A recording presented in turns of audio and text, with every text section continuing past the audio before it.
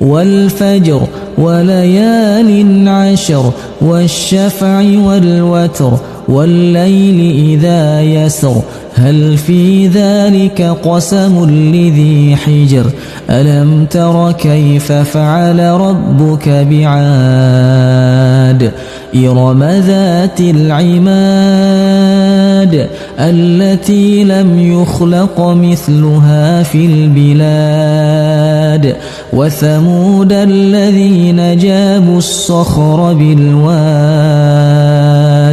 وفرعون ذي الأوتاد الذين طغوا في البلاد فأكثروا فيها الفساد فصب عليهم ربك سوط عذاب إن ربك لبالمرصاد فأما الإنسان إذا ما ابتلاه ربه فأكرمه ونعمه فيقول ربي أكرمن وأما إذا ما ابتلاه فقدر عليه رزقه فيقول ربي أهانن كلا بل لا تكرمون اليتيم ولا تحاضون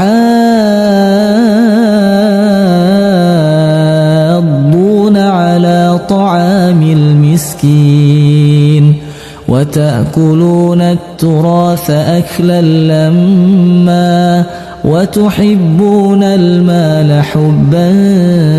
جما كلا إذا دكت الأرض دكا دكا وجاء ربك والملك صفا صفا وجيء يومئذ بجهنم يومئذ يتذكر الإنسان وأنى له الذكرى يقول يا ليتني قدمت لحياتي فيومئذ لا يعذب عذابه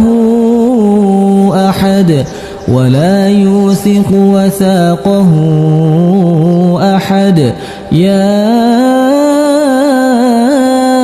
أيتها النفس المطمئنة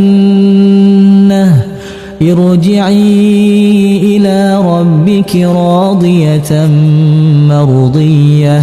فادخلي في عبادي وادخلي جنتي.